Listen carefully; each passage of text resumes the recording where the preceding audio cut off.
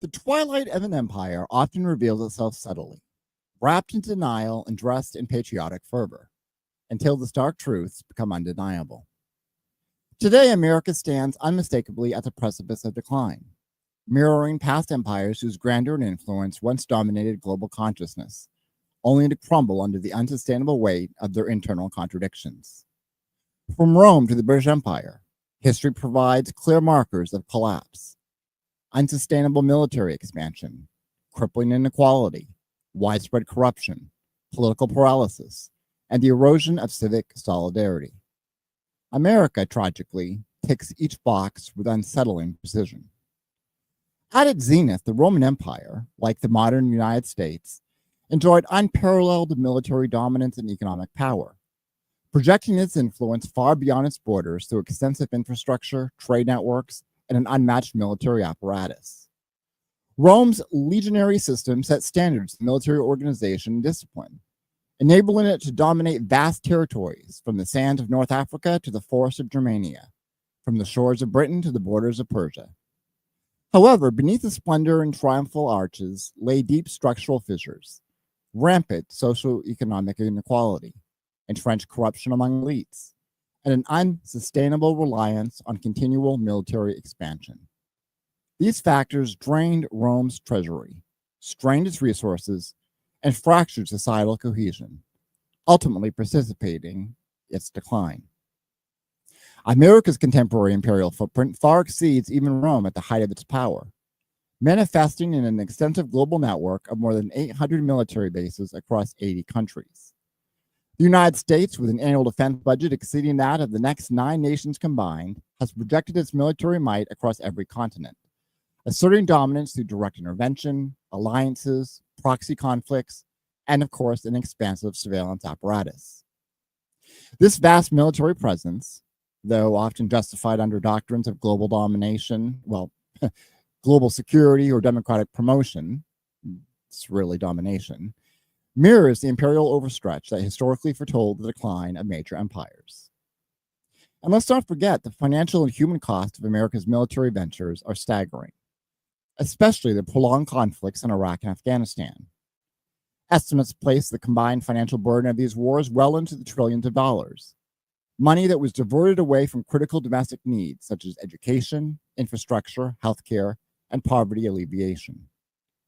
In addition to the financial strain, the human toll includes thousands of American soldiers killed and injured, alongside hundreds of thousands of civilian deaths in affected regions. These conflicts have not only destabilized entire countries, but have also engendered widespread resentment and hostility towards the United States globally, planting seeds of long-term geopolitical tension and animosity. The societal impact within America itself has been profound and troubling. The perpetual state of war has normalized militarism in public consciousness and influenced domestic policies. These include increased surveillance, restrictions on civil liberties, and militarized policing. This environment has further deepened societal divisions and eroded trust in governmental institutions, mirroring the internal erosion that characterized late-stage Roman society. Furthermore, returning veterans often face inadequate support for mental and physical health issues, leading to high rates of homelessness, unemployment, and suicide, systemic of a society failing to address the human consequences of its imperial policies. Moreover, America's imperial ambitions and military expansionism have severely strained international diplomatic relationships. Allies and rivals alike increasingly question America's reliability and intentions, undermining alliances critical for global stability. This geopolitical isolation echoes historical precedents such as late-stage Rome, where overstretched military obligations and dwindling diplomatic credibility made sustaining a cohesive empire literally impossible. These historical parallels suggest a cautionary trajectory for the United States, emphasizing the urgent need for reevaluation of its military strategies and geopolitical ambitions to avert similar systemic collapse, if that collapse is not already inevitable. In parallel, the widening chasm of wealth inequality echoes the twilight years of the British Empire, whose global domination masked deep social fractures at home. At the height of its power, Britain boasted an empire in which the sun never set, extracting resources from its colonies across the globe.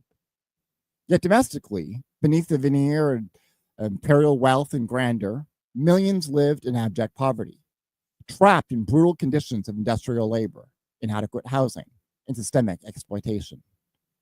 If this doesn't sound familiar, it should. This glaring disparity sowed seeds of discontent, fueling movements for workers' rights and social reforms that attempted, though often unsuccessfully, to bridge these profound divides. In contemporary America, wealth concentration has reached historically unprecedented levels, surpassing even the Gilded Age of the late 19th century. According to recent economic analyses, the top 0.1% of American households control nearly as much wealth as the bottom 90% combined, a level of inequality unseen in modern history. This grotesque economic distortion parallels conditions seen in pre-revolutionary France, where aristocratic privilege concentrated wealth and power into the hands of a select few, alienating vast segments of the population and ultimately leading to revolutionary upheaval. Likewise, the wealth disparity in America today mirrors Russia in the early 20th century, a society characterized by opulence for the ruling class, juxtaposed against widespread poverty and disenfranchisement for the working classes, setting the stage once again for profound social and political unrest. Our country's flagrant disparity in wealth is not merely an economic phenomenon. It directly undermines democratic governance and civic participation.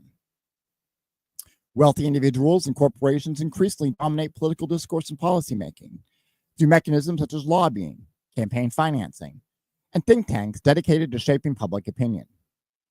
Legislation and regulatory measures disproportionately favor the interest of the affluent, exacerbating structural inequities that marginalize ordinary citizens.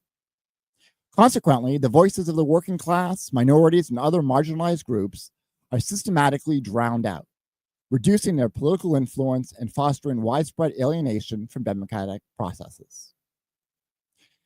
Furthermore, sociologically, extreme wealth inequality fractures the very social fabric essential for a cohesive and stable society.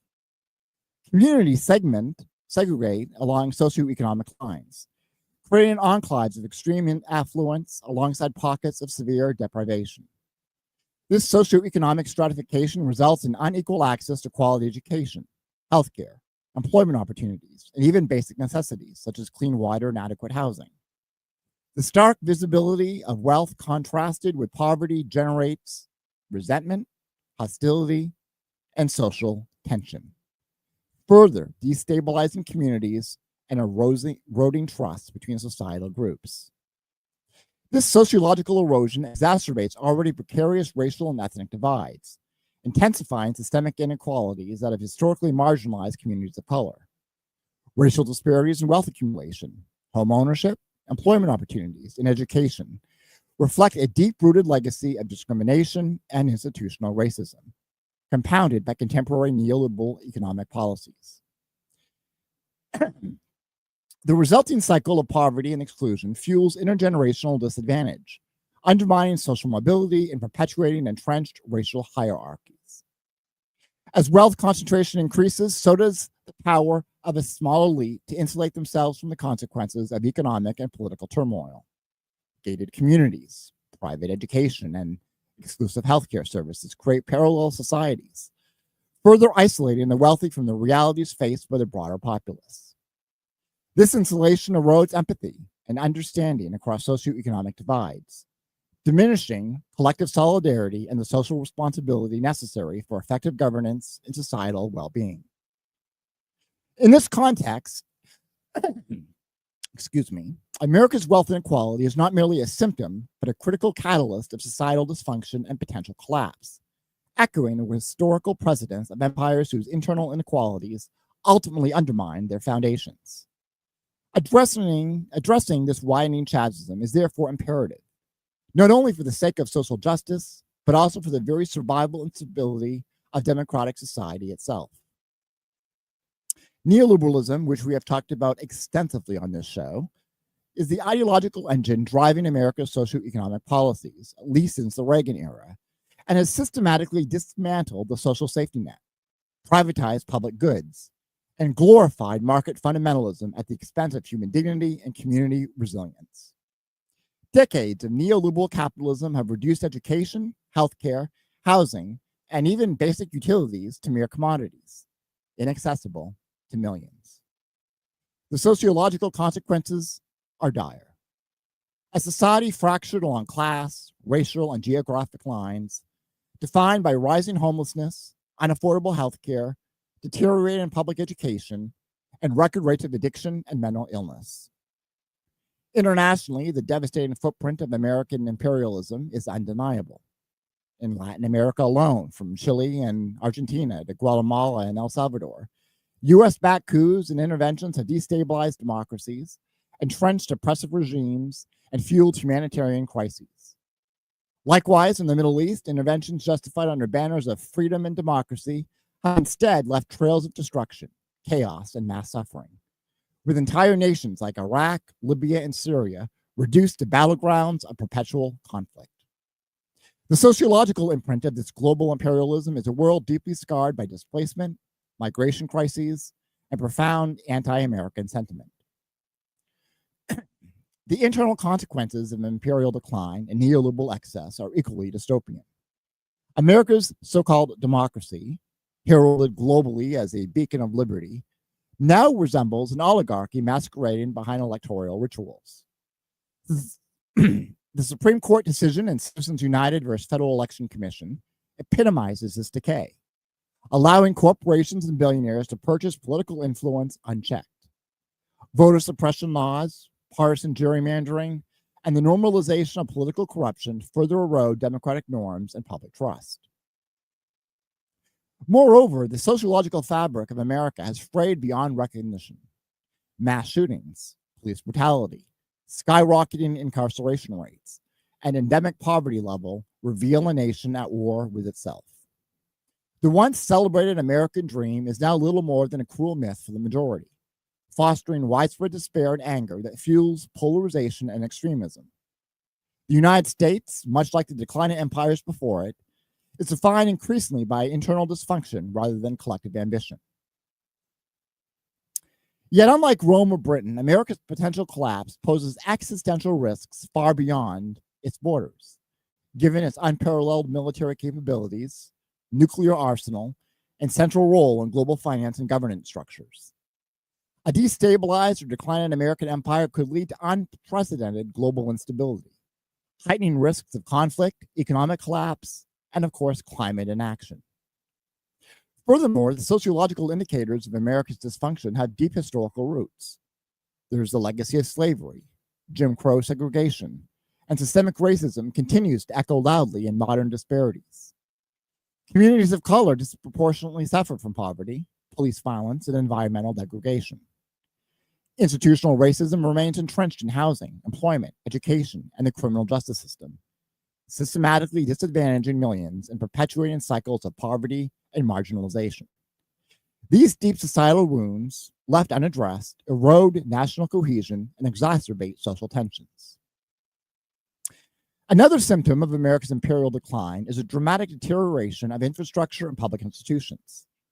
Bridges, roads, and railways crumble from neglect, mirroring the declining stages of other fallen empires, where investment in public welfare gives way to elite profiteering. America's education system, once the envy of the world, now faces chronic underfunding, teacher shortages, and crippling student debt, making upward mobility increasingly elusive for working-class families. The healthcare system, emblematic of neoliberal excess, operates more like a profit-driven industry than a public good. Millions of Americans live without adequate healthcare, facing medical bankruptcy or premature death due to inaccessible or unaffordable treatment. In contrast, advanced nations with universal healthcare showcase healthier populations, longer life expectancies, and lower healthcare costs, highlighting America's alarming divergence from global norms. America's political paralysis further exacerbates its dystopian state. Hyperpartisanship, political gridlock, and pervasive distrust in institutions create a governmental stalemate that obstructs essential reforms.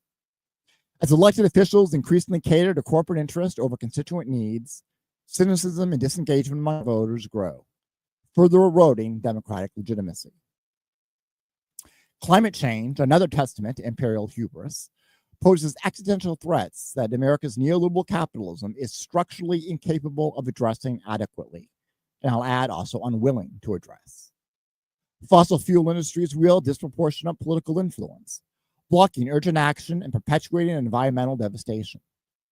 The catastrophic consequences, record-breaking hurricanes, wildfires, droughts, and floods, disproportionately harm marginalized communities and foreshadow greater crises to come. Ultimately, the sociological lesson of declining empires is dire and unambiguous.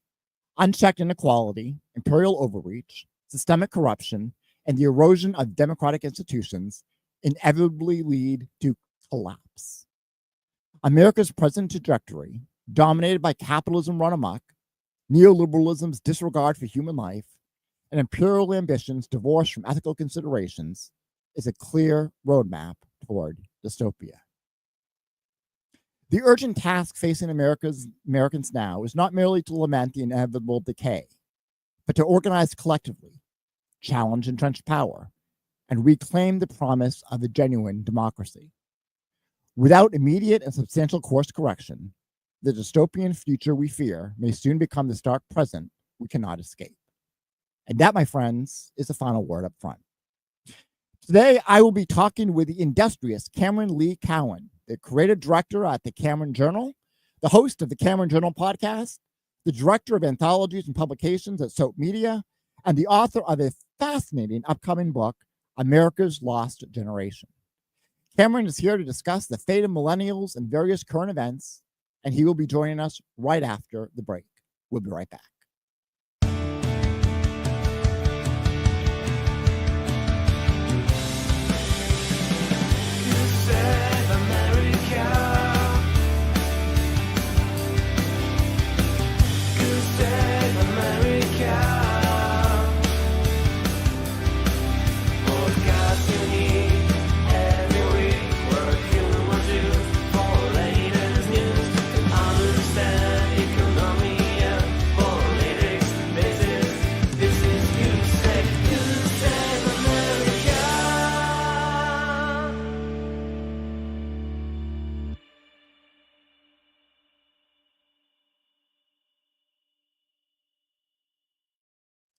Cameron Cowan has an MA in International Relations, a BA in Political Science, and an MFA in Creative Writing, all of which combine together and turn him into a perfect purveyor of current affairs journalism. Cameron started writing essays and short stories back in 2005, so he has a vintage flair in much of his work. He started in politics when he was young and ran his first politics magazine while he was in grad school at age 21. Policy, philosophy, and how things interact, and how those things interact in his blood, and have been a central theme of his work. Excuse me. He considers his job to be a student of people. Whether he is writing about the world around us at the Cameron Journal or working on a nonfiction book, he provides the research, insights, and context that people crave. He tries to make an observation, then leave the reader to decide for themselves how they think or feel about it. And joining me now is Cameron. Hello. Hi. I'm doing well. Welcome to my fabulous hotel room. Where are you traveling? Actually, so I'm technically at home in Delaware. I had an apartment mold issue earlier this year, and I had to kind of unexpectedly move, literally must leave today. It's really fast to move when 8 people in a maintenance crew are doing it all. Literally it takes 8 hours and you're moved, sort of thing. So I'm actually living with a friend in Connecticut who owns a house, and I commute down here to run errands and do stuff, and I need to move there or figure out something. But technically I'm at home, but I'm at a hotel because I don't really have a home anymore. So I accidentally scheduled this during one of my trips to Delaware. So for tonight we're from the fabulous hotel room rather than my office in Connecticut. So I'm sorry to hear about the mold issues. Hopefully that gets resolved. Yes, well, fortunately, I kind of knew it was going to happen because I knew there was a pipe leaking in the ceiling. And, I have lived in enough wet, humid climates. I actually used to live in Seattle. I lived there for 10 years. Oh, wow. And, yeah, and so anytime there's leaky plumbing, I immediately suspect mold. And so, yeah, what started as 3 weeks we'll have your apartment fixed turned into you should probably move sort of thing. So it's fun. So tonight I'm at home, but just from a hotel. So In Delaware. So I read your book, yeah, and I have to say I loved the book, but it was a hard Thank read. It was a hard read. It was very depressing, especially the stories it that you sent is. from. No, that was the first feedback I got from one of the proofreaders. She's like, "Is there any hope?" And I'm kind of like, "Not really, to be very honest with you. Like, not really." And it's honestly, it took me 5 years to put this book out. It's gotten worse since I started writing it in 2020. Like, Yeah. so, it is a quite depressing situation if you are a millennial, which is anybody born between 1980 and 1996, thereabouts. Then it's yeah, and particularly if you're 85 or later. The nice thing about the early cohort from the early 80s is they had time to get out and get in the job market before the Great Recession hit. Right. And they had a very different experience. They tend to be homeowners. They've done better. If you're 85 or later and you graduated during the recession, high school, college, grad school, whatever have you, it's been a much harder time. And in the book, each chapter starts with a real life interview from someone from the Lost Generation subreddit on Reddit. And it's yeah, America's it's Lost quite sad. Generation. Even the people that have their lives together are like, it's not good. Like, we own a house, but it's not good. Like, we're one health crisis away from losing everything. Like, it's not great. So yeah, it's not fun. It's really tough out here, and the government's not doing is doing very little to help. And incidentally, I compare all of this to what happened in Japan 15 years before in 1991, and the Japanese government is now facing a pension crisis because they never did anything to fix the problem. So, Right. Much like yeah. we're facing, I read in your book, and this is a statistic that I've seen elsewhere, that Social Security is set to go bankrupt in 2035. That is correct. Sort of. So what happens in 2035 is the amount of money incoming is less than the money outgoing, and they will have to start selling off government debt to make up the difference. And the amount of that debt for them to sell will not last very long, and so the whole thing kind of comes apart in 2035. Incidentally, that problem is easily solved by raising the income cap on Social Security taxes, which the chances of that happening in this administration, you and I will link arms and jump off a roof and fly before the Trump administration Yeah. changes that in the tax code. So, Well, to be honest with you, I don't have any faith that Democrats are going to do any better with it. I mean, you're not wrong. We've had 2 successive Democratic administrations who've been well aware of this problem, Obama and Biden. The Clinton administration sort of knew it was a problem, but it was so far away in the 90s that, like, they kicked the can down the road. The Bush administration didn't really touch it. They did Medicare Part D for prescriptions, which was an unfunded medical mandate that has caused all sorts of budget issues. The Obama administration really should have addressed it, and they never really did, never cared that much, all this type of thing. By the time you get to the Biden administration, it's 15 years away when Biden gets into office, sort of thing. And it's like, really, we should do something. They did nothing. The Trump administration is not likely to do anything. The last time anyone had a serious conversation with Social Security was actually George Bush. And the Bush administration wanted to kind of basically reformulate, they wanted to raise retirement age and kind of reformulate how the program pays out money. Eventually, they did get the raising of the retirement age. That was a Paul Ryan thing they did, I think, in 2000. this is after the Bush administration, during the Obama years, in 2011 or 12, for everyone born after January 1st, 1975, the retirement age got raised to 67. And that was as close to fixing the problem as they ever got, but we're still running out of money in 2035. So all it did was inconvenience Xers and millennials. That's what it successfully did. And if I were an Xer, I'd be more than annoyed. So, yeah.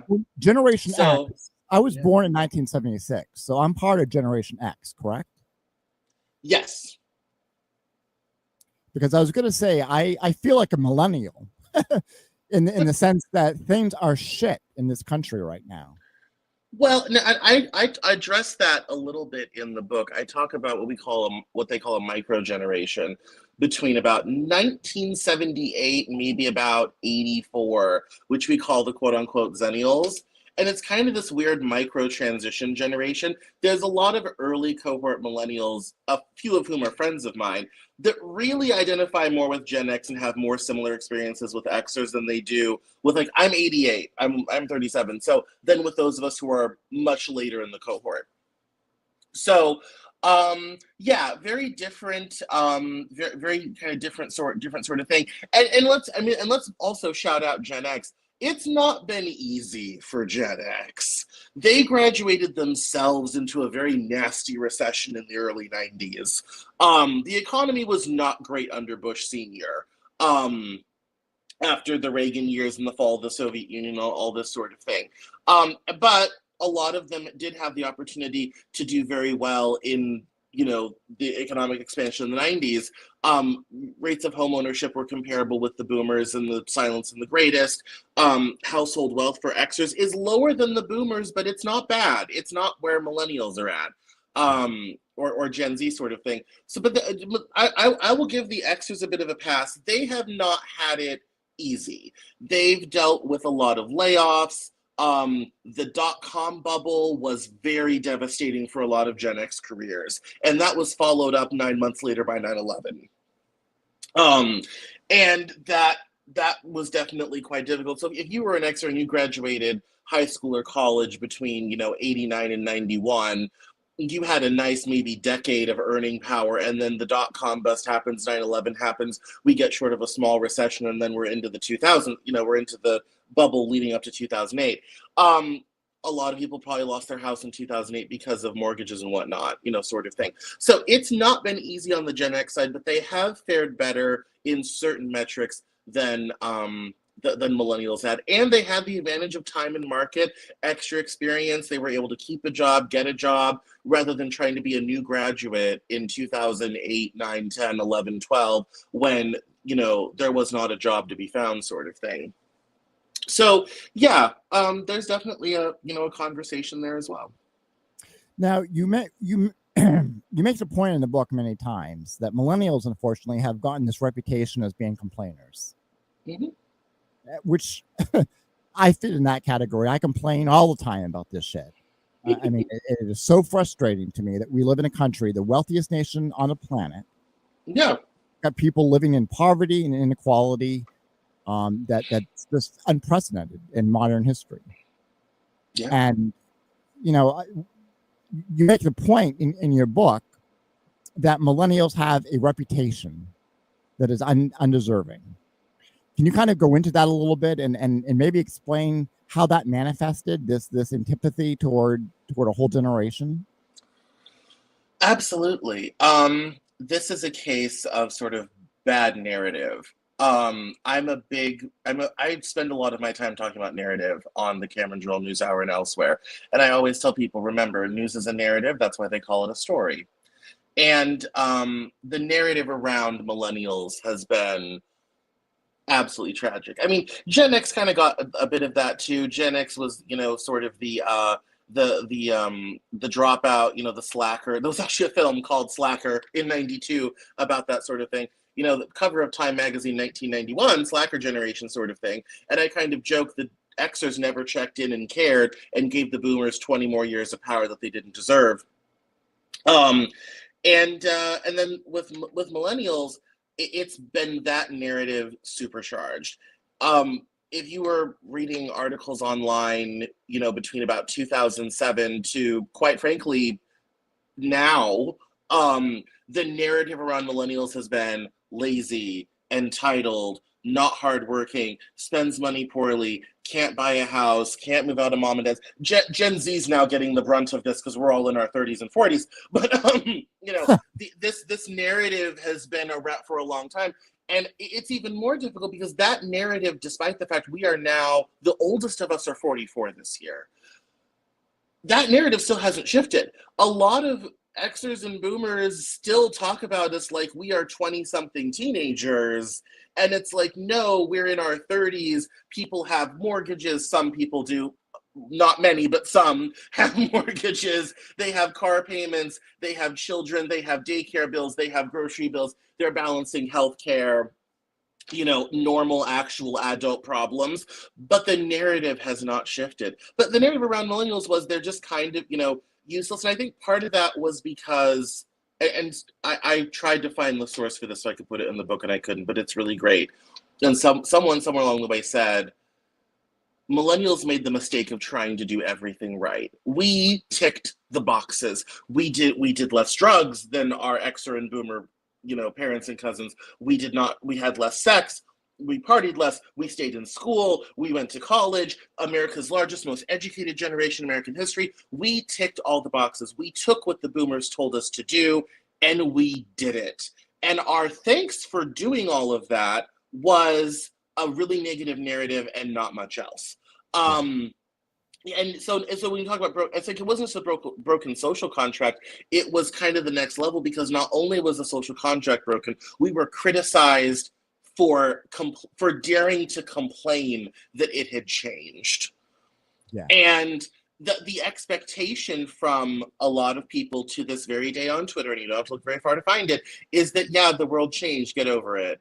And this is coming from, as Scott Galloway would say, the luckiest generation in American history who got a great economy unless you came out in the 70s. My mom graduated high school in 74, and she always reminds me the economy was not great in the 70s, Cameron, you know, sort of thing. But it's like, but for the vast majority of the boomers, they had a great economy, a job opportunity that anyone under 45 would give their left arm to have, the ability to make and build wealth like any other, greater than any other generation in world history, broad-based middle class, investments in research, funding, incredibly expensive college. Their parents, who actually lived through the Depression and knew what it was like to go without, gave their children everything. They built them the greatest society the world has ever seen so that their children could thrive. The boomers took all of that, made a lot of money, and told Xers and millennials and now Gen Z, get your own. And it's like, we'd love to. The problem is you took it all. Like you have it all. Where are we supposed to get it when you're the ones that see how this is logical? But they don't think about it that way because they erroneously think they did it all themselves without any outside help. They just figured it out. And it's like, no, you were given a system and an economy that worked night and day for you. And your parents, who knew what starvation was like, who knew what life was out with, like electricity, plumbing, decent infrastructure, they lived that, did everything for you, and you all collectively were just kind of like, yeah, that sounds great, but we're not going to do that for our children. Like, that's not a thing we're going to do, you know? And so instead of trying to help or be assistive at all, it's been accusatory, you're entitled, you're spoiled, you don't know how to work hard, all this type of thing. And because boomers have, until this last election, had an outsized amount of political power, absolutely nothing has been done to ever shift or change that. Yeah. And as I always tell people, people forget millennials are now the largest generation. And the boomers, enough of them are dying that they don't have the political power they used to. People will be very surprised at how fast things in this country change when millennials on both sides of the aisle get power. J.D. Vance was born in 81. It's already starting. The current vice president is a millennial. Like, you know, so like if Pete Buttigieg ran president in 2020, a millennial, and I said, everyone, that's what a millennial president sounds like. And in 28, our chances of getting a president born after 1980, even if we're stuck with Vance 2028, is quite good, sort of thing. And that things will change very, very quickly as the boomers finally retire and go away. Well, let's talk about Pete Buttigieg and J.D. Vance for just a moment, because they may be millennials, but they're very much neoliberal in their ideological thinking. I mean, that is true. That's very emblematic of where I think the median millennial voter is. Millennials really typify that fiscally conservative, socially liberal thing that I always laugh about, because those two things are really antithetical from a policy perspective. Right. And I have my friend who owns the house that I'm living with, he talks about that, and he's 5 years younger than I am, but still a millennial, 93. And he describes himself that way. And I'm like, that's lovely, but it's completely out of sync with building a functional society. You can't have it both ways. You cannot have social liberalism and fiscal conservatism, because every marginalized group is going to get screwed over. Like, so things like, it's like, that's probably possible for, a core select group of people, but it's not the broad-based middle-class wealth building that the boomers had. It's not, it doesn't invest in the scientific research, the economic subsidies, all this type of thing that make a functional economy and jobs possible, throughout the country. It's a nice idea for one's own pocketbook. But if you want to see the result of that attitude, look outside. And keep in mind, I used to live in Seattle at 6th and Yesler, 2 blocks away from the world's largest open-air drug market. My car was broken into 3 times. I know what grinding, homelessness, and poverty leads to. I have lived in the middle of it in one of America's greatest cities. It's not pretty, folks. Like, it's not great. Like, it's not good. It's not good. But that's where that attitude leads. Unfortunately, the far left progressives shoot themselves in the foot a lot. They need better PR urgently. There's a lot of great ideas from our progressive colleagues, but they come in the worst packaging possible. And it's funny, because when I present really progressive ideas on the show or whatever have you, people are like, oh yeah, I can get behind that. And I'm kind of like, it's wrapping and packaging. It really is. Like, I've gotten MAGAs to admit universal healthcare is a good idea. Like, it's like, it's really wrapping and packaging. And so oftentimes the wrong people are promoting the type of policies that would actually help society. Well, I got to be honest, I am very disappointed in the majority of the progressive cohort that has gotten into Congress. I don't feel that they've done nearly enough or even tried. To give you an example, there was I don't know if you're familiar with Force the Vote. Yes, yeah. I mean, that was an opportunity to at least get Medicare for all on the House floor, and they totally passed that over. And that's just one of many examples of how I feel that the progressives that we have, I just followed along. I mean, it seems, I don't know if they're just deciding to wait for this so-called right moment, or if they're convinced that somehow in the system, they can accomplish more than otherwise, which I think is false. Yeah, I mean, looping back to the J.D. Vance, Pete Buttigieg idea, I think Buttigieg is very, very good at being progressive enough on a lot of things, but not so much so it scares the middle of America, which is a function of him coming from Indiana, which is why, as much as he won't get the nomination because a lot of people won't vote for him, but that's why people keep floating his name, is because that's the narrative that, could work, sort of thing. I think it also reveals a big divide in the Democratic Party. Because most of your Justice progressive Dems come from very safe, very blue seats.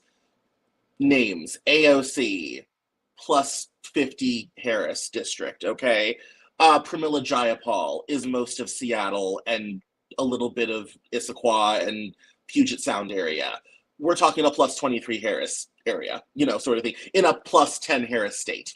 Okay, like, sort of thing. I mean, people in California, I mean, all plus 5, plus 8, plus 10 Harris districts. Okay, so for them, it's really easy to be very progressive on this stuff because their voters are behind them. The problem is you got to sell that in like Iowa. And I always joke, you know, that sounds great in Seattle, that sounds great in New York. How do we sell that in Denison, Iowa? And that's the real, you know, the real challenge. And I think a lot of people, and the 2024 election is kind of emblematic of this, where, you know, in 2020, Kamala Harris was much farther to the left. She was running to the left of everyone, sort of thing, and didn't make it to her own state's primary due to fundraising issues and all this sort of thing. And Joe Biden sort of revives her political career by asking her to come on as vice president, sort of thing. I think the tough part is, and this is even true of big blocks of minority voters, African Americans, others in the party, they're willing to do a lot of progressive stuff, but it's got to be packaged the right way. It can't go too far, and it's got to kind of make, you know, dollars and cents. It's got to make sense cost-wise. Obama ran into this with the Affordable Care Act. You know, that's what killed the government option in the Affordable Care Act, sort of thing. And we ended up spending a lot on subsidies, which Trump has just canceled in the big beautiful bill, which will throw millions off of Medicaid and Medicare. But there's kind of that tension of there's a lot of people in the Democratic Party who are like these ideas as long as they don't cost too much, sort of thing. And that makes it very hard to, I think, advocate for a lot of these things. But I think there's also a bit of a crisis of leadership on the progressive side too. Yeah. And the big names in the Democratic Party tend not to be either as progressive as they once were, Kamala Harris, or as tied to the progressive movement that would get them to advocate for policies more. That's a Gretchen Whitmer, an Andy Beshear, a Gavin Newsom. I think after 2024, there's going to be no appetite for anything overtly progressive in 2028. Everyone's going to want someone white, a man with middle-of-the-road center-left views, sort of thing. And the progressives would argue and say, well, we tried that in 24 and we lost, so maybe we should go for broke and, you know, really just kind of go for it.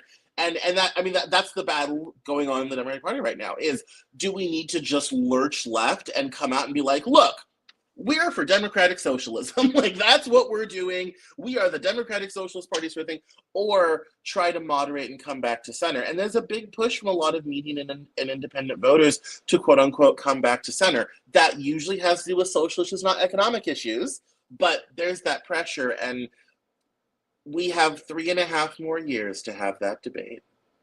Well, you know, I hate this idea of, you know, let's move back to the quote unquote center.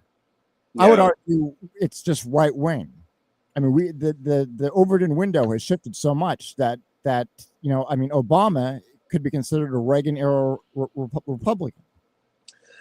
And there's also shades of, you know, what would have been Clintonian Democrats from the 90s that are on the Republican side now. I mean, we have undergone in the last couple of years a major political realignment. And these happen every several decades. It happened in the 70s with the Democrats on civil rights.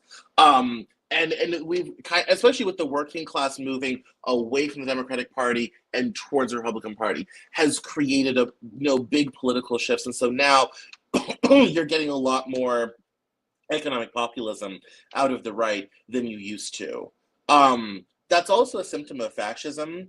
Fascism is very, very, very good at taking left-wing economic talking points and putting them in right-wing framing. That's literally the definition of fascism. People forget what the word Nazi stood for in Germany, and it was the National Socialist German Workers' Party. They were economic populists.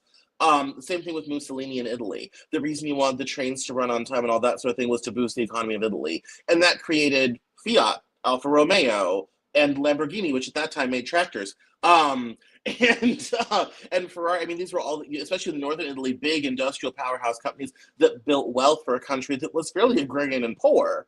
You know, up until Mussolini arrived.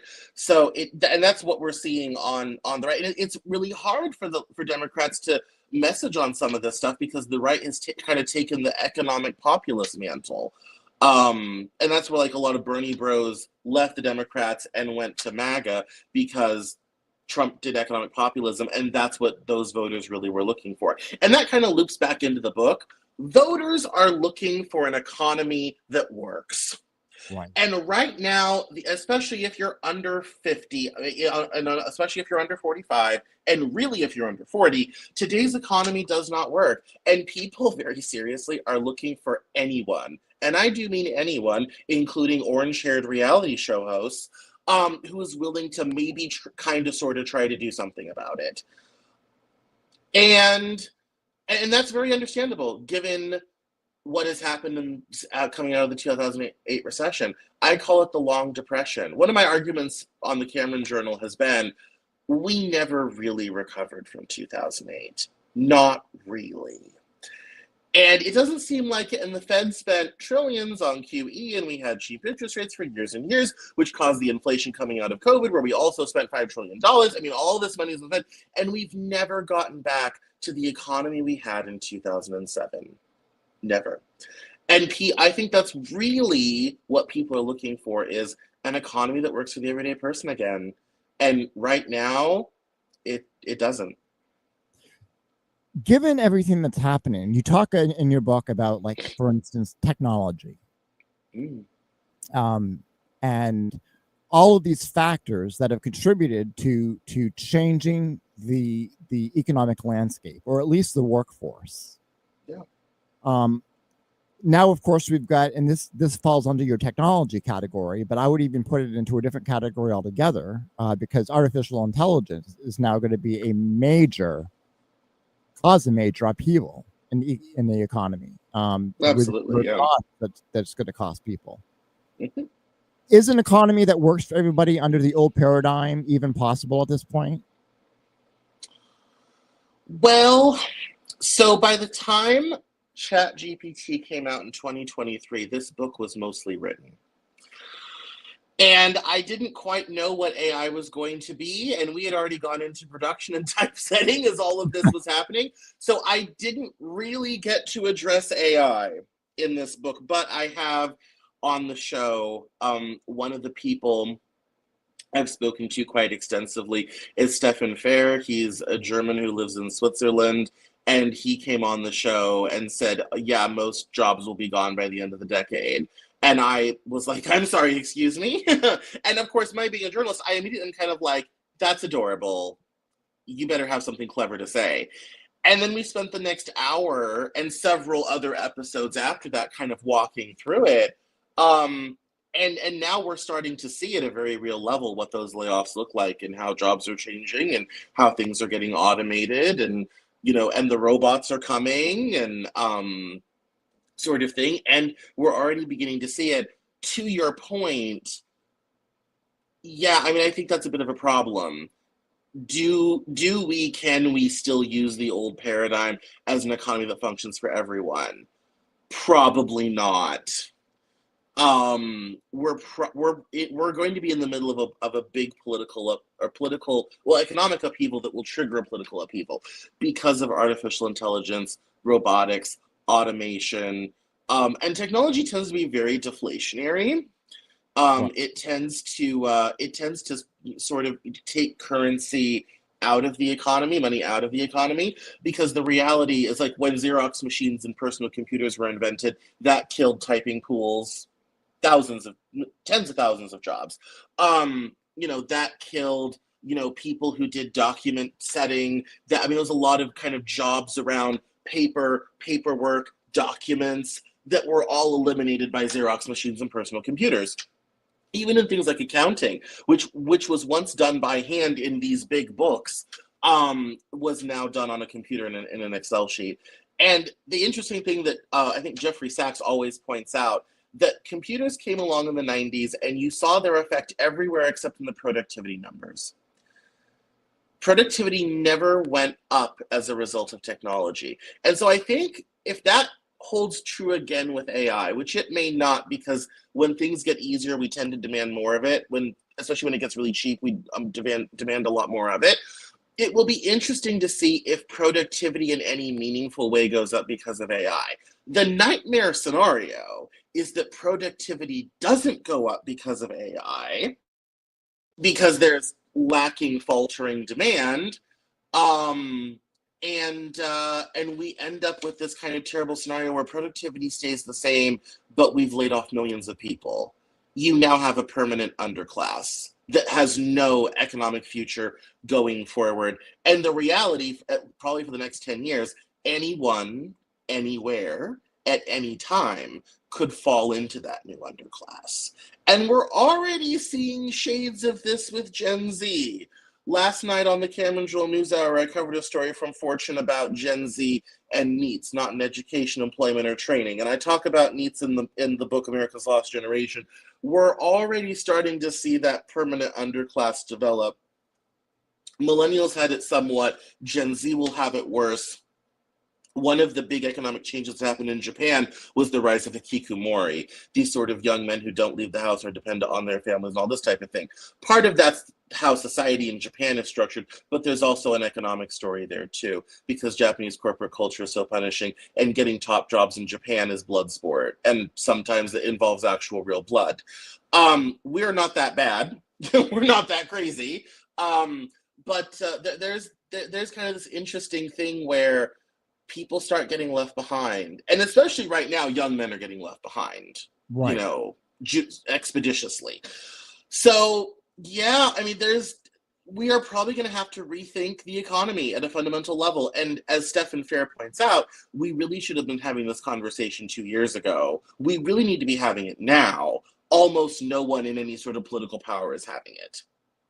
And Right. Trump thinks it's 1903 and we should have trade barriers. That's the best thinking in Washington right now is tariff it. You know, if it moves, tariff it. If it doesn't move, also tariff it. You know, sort of thing. Yeah, with the tariffs for a moment, I'll admit I'm economically ignorant in many respects to what's going on. I support some tariffs that make sense, not these widespread tariffs that are happening. That, I mean, what we're seeing is just another level of insanity on a global scale. Yeah. One of the things, when are we going to actually see the prices of goods and services skyrocket as a result of these tariffs? Right now, new report out from the Fed, inflation has ticked upward due to tariffs. Right now. In fact, they just put a new tariff on tomatoes from Mexico, 17% sort of thing. Your companies laid in stock before Liberation Day on April 2nd. So we've kind of been living in this sort of Goldilocks zone of not having higher prices because companies had stuff in stock.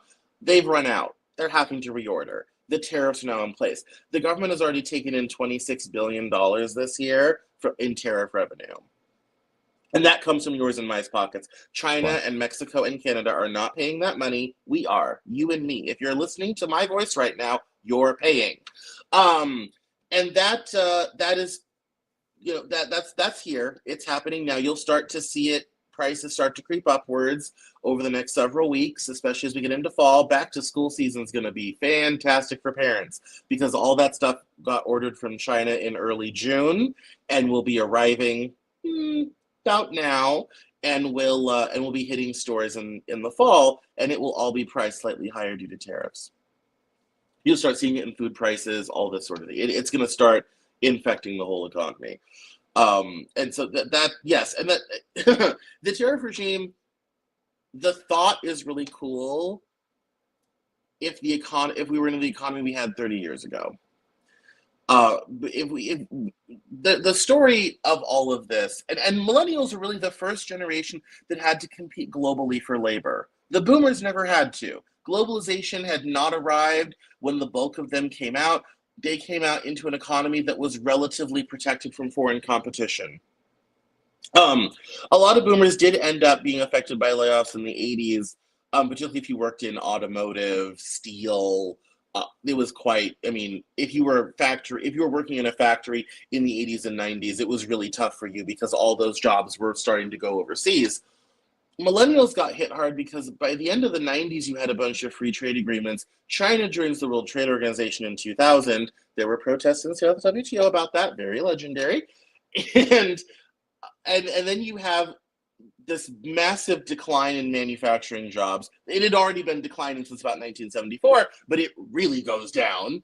And you have this situation where America gets into services, we get into technology, we get into knowledge work jobs, things that you can't really send overseas for whatever reason. This also, because of free movement of capital, relatively free movement of people, you end up competing with the whole world for labor. So if you're a young man in Denison, Iowa, and your father would have gone down to a small shop or factory, started out sweeping the floor and worked his way up to working a machine or whatever have you.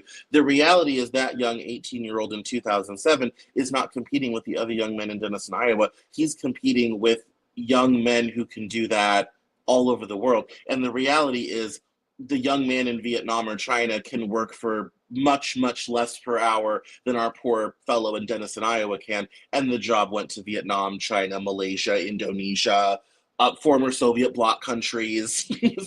All that had a huge effect. And so you have this weird situation where in a globalized economy where we were, until Trump did this new trade war, we were the center of the global financial system. We provide all the services, financial services, tech services, huge trade surplus in services. We're trade deficit in goods, but we were the center hub on which the global economy moved because we basically allow anyone to invest here. Capital has freedom to move. There was very little trade barriers, and that allowed us to be the center of the global economy. Trump is trying to rewrite the rules of the global economy, and it would have worked in about 1995. The factories that needed the tariff protection are closed. One of the biggest things anyone who makes products will tell you is trying to source anything in this country is incredibly difficult. The companies that do make it usually only work for the government. They're not interested in doing your, small run order for whatever small product. They have to make a wing for an F-35. They've got a tank mount to build. They're busy. Meanwhile, someone in China will take your call on WhatsApp, have a sample to you, airmail in 3 days, and you can place an order with them, and they'll get the whole lot to you in 3 weeks if it has to come by ship, 10 days or less if it can go by air. China recreated their economy and their economic zones when they opened for trade in '89 under Deng Xiaoping to do exactly that. They created all the supply lines for every screw, every item, every piece of wire, everything. We used to have that in this country. It's all in Shenzhen now. And that's been a nice deal. It has gotten millions out of poverty in China. It's given us cheap goods that we bought mostly with credit because we can borrow money in our own currency. And it was a pretty nice, sweet deal for a pretty long time. The downside is that if you're a high school graduate, working class person, the jobs that were available to your father and grandfather are all in Shenzhen. And millennials were affected by this the most. Those sorts of, as I kind of call it, very crassly, jobs for stupid people, just weren't around. And we have seen the results of it. Meth crisis, opioid crisis, the Rust Belt situation. I remember the first time I drove through Western Pennsylvania, I was looking at every dead steel plant and all the degradation. I said, yeah, I'd vote for Trump too if I had to live here. And so it's been the economic changes have been extremely profound. A lot of people have been left behind, and that's the mixed blessing of globalization. Trump's not wrong when he's, it's kind of been a hollow, and it really has been. It's concentrated jobs in major cities. So the middle of the country really has been economically left behind by the growth. Has all happened in about a dozen superstar cities. This is the problem. Unfortunately, again, the tariffs aren't the way to solve that. It's the right problem, wrong tool. If they really wanted to solve this problem, what really is needed is massive federal subsidies to build industry in this country that we can compete with. And those products are going to be high knowledge, very specialized, and they're going to be high margin. Those products we can compete, and you see this already with airplanes, cars, other things. We cannot make t-shirts competitively in this country. Sorry, everyone. Textiles is not, and I used to work in fashion. Textiles isn't coming back. It's too much labor, too many input costs, not going to happen. A lot of things can never come back. Trying to tariff our way into undoing 30 years of the economy is not going to work. It's going to cost the American consumer a lot, and no industry will return. Yeah. I want to talk about the boomer generation for a moment. Yeah. Part of the reason, and I would argue maybe the sole reason why the boomers had it so good, was because they were coming out of World War II. Oh, yeah. And that had a huge impact on the economy, because even if globalization had existed, everything had been wiped out by the war, except for the United States of America. The reason why the economic miracle in the U.S. happened between 1951 and about 1971 is because we basically had no competition for 20 years. They're just, it took that long to get Europe back up and running, to rebuild Japan. We literally had no competition for the longest time. This country, people forget, at one time, we were doing so well. We were fighting the Vietnam War and sent a man to the moon at the same time. We spent a quarter of GDP on that. That's unthinkable today. Unthinkable. Couldn't afford to do it now. That it was a very different time, a very different economy.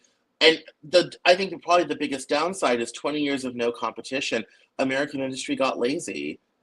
Japan ate our lunch in steel because we were using inefficient blast furnaces. They, modernizing, because we had bombed their steel factories, they put in electric arc furnaces that were faster, cheaper, and could produce 3 times the steel per day than we could with old-fashioned blast furnaces. That's actually what they're about to do at U.S. Steel in Pennsylvania. Nippon Steel is going to install electric arc furnaces because they're still using blast furnaces that are ancient technology.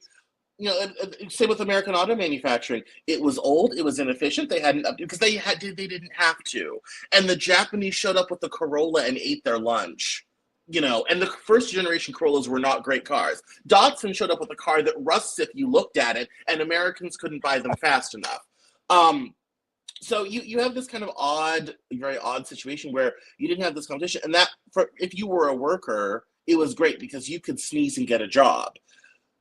It unfortunately left industry with a real trouble with competition and not being able to compete globally. And when things did open up and countries did start sending products here, American industry had a terrible time competing. And that was a big part of the economic story into the late 70s, into the 80s. And that's how we started losing textiles and parts of auto manufacturing that went to Canada, went to Mexico.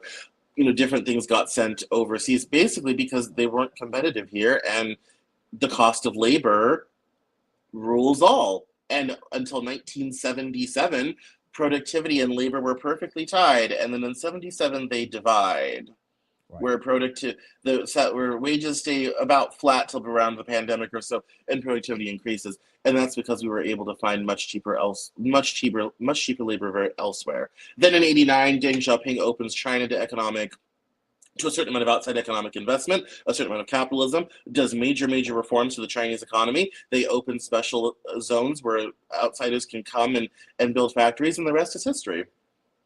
Right. So yes, the boomers had a tremendous advantage of coming into an economy that was relatively protected, there was very little competition from the rest of the world, and they were able to, get a tremendous amount of, wonderful, great, stable, middle-class jobs, and you had a lot of situations where the son went to work in the same building as the father. You especially see this in like Michigan, you'll have 4 generations that all worked for GM. And that was a normal thing until very recently. 4 generations of Ford people, 4 generations of Dodge. Very normal thing. There was car dealerships that are 6 generations deep of we've been selling cars for the same auto for 6 generations. That was a very common thing. The world changed. That's probably the one thing the boomers aren't wrong about. The world did change, but they don't understand that they benefited grossly from the old system and didn't really do anything to mitigate the harms of the new system. You mentioned earlier that you said to yourself, if I lived here, I'd probably vote for Trump as well. Yeah. One of the reasons that I think Trump took on this, I don't want to call it a cult-like, well, I'll say cult-like following, is primarily because people were pissed off at the system. They wanted somebody to come in. They hate the establishment. And yes. Donald Trump positioned himself as someone who is anti-establishment. Now, of course, you and I both know that was always bullshit. He's Yep. as much establishment as anybody else, if not Right. more so. Yeah. So given that there's a sentiment for anti-establishment, why can't the so-called far left make any inroads, do you think? Well, I think there's several factors. One is messaging. Their messaging is always so bad. It's tragic most of the time. See defund the police for more information. You then also have there's a plurality of Americans, just enough,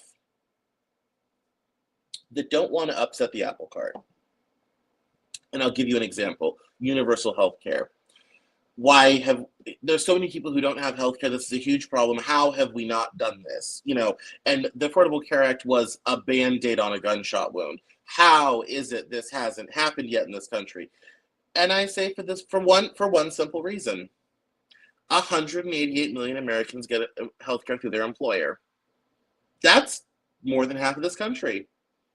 For 188 million people, and that's more people than vote, by the way. This is a non-issue. I mean, it's an issue if you are an independent contractor who owns their own business to pay for their own healthcare. This is a problem if you're at the low end of the market and can't afford your employer's healthcare but make too much for Medicaid. There's a lot of people in that range as well. So you end up in this terrible situation where you don't have enough people whom the issue affects to get something done.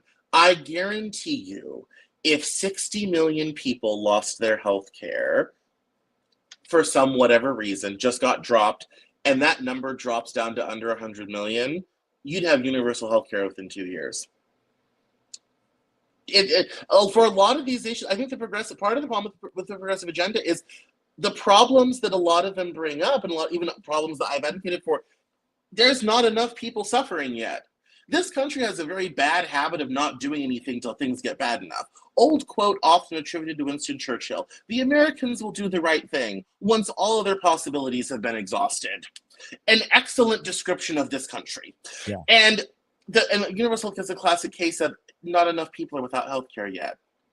Let that number be cut in half, and all of a sudden, you're down to 90 million. Oh yeah, you're going to get some universal health care. Too many people benefit from the current system. So I think a lot of the arguments from the progressive left, they're poorly messaged. There's not enough people suffering. People don't think it's an issue. And they're not being honest about costs. We spend $9,000 per capita on healthcare for no universal coverage and worse outcomes. We have every health metric. We are the lowest of our peer nations. I literally can make a fiscal conservative case for universal health care. We will all save money. We do not need to pay for the profit margins of healthcare insurance companies. We don't.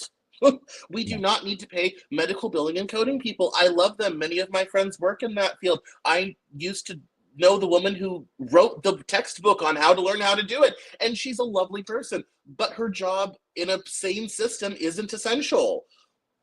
That's one example. You get into other housing, that's even worse.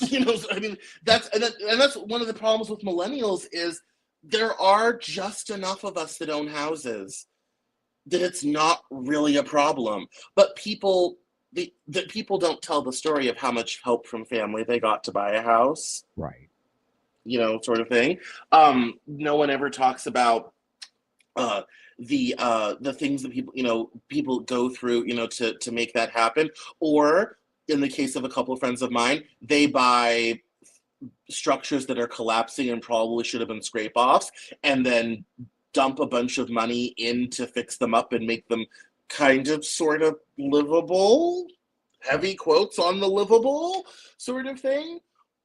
And that was not, my parents paid $109,000 for a 4-bedroom house in 1993. Wow. Yeah. That they just sold for $500,000. And they did nothing too. They never updated anything. They did, for 35 years, they did nothing. if you walked up to any person and said, do you want this investment? You'd be stupid to say no. And the boomers, one of the things they were not was dumb. They did take that investment and they have profited richly from it. But that's the issue with all these progressive issues when you talk about housing, healthcare, social justice, all these type of things. It doesn't really affect enough people. And until it affects certain groups, certain classes of people, it's not going to be a mover. And inflation is an example. You know why inflation is an issue? The bottom end of the market has had wage rises more than it. The rich don't care. It's the middle class that's been hit by inflation because their wages have stayed the same and their cost of living has gone up 23% in 2 years. Ergo, inflation at the last election was the number one issue for most voters. Because if you're at the low end, you got a pay rise. You're feeling great. You finally actually have some decent money, sort of thing. If you're wealthy, prices went up. Who cares? Not a big enough mover, sort of thing. If you're $50,000 to about $150,000, you've watched your spending power and your lifestyle decline rapidly since the pandemic, and that's a lot of people. Median income in this country is $51,000. That's a lot of people who are affected by rising inflation. It affected enough people, it shifted the presidential election. That's unfortunately what I think that's the problem with a lot of these progressive issues. It doesn't affect enough people, and even if it doesn't, the messaging is so poor, you can't even convince people to be generous that our society should have this, even if it doesn't affect you. And that's something where you really have to take a page of this out of the civil rights book. The NAACP got white people who were not affected by segregation to care about racism. And that's how you got the Civil Rights Bill in '64. You've really got to message it in a proper way that you can get people who are basically unaffected by the problem to still care about it. And no one on the progressive left has that type of messaging chops. They just don't. And kind of to your point, the best communicators right now in the party tend not to be far left progressives. And that's your Pete Buttigieg, your Gavin Newsom, your Andy Beshear. You know, you do not have, you know, even Kamala Harris. You do not have a progressive left, great communicating vanguard of a person that people can believe in. It's most progressives, especially in Congress, are too divisive. They take dumb stances on issues. It's a mess.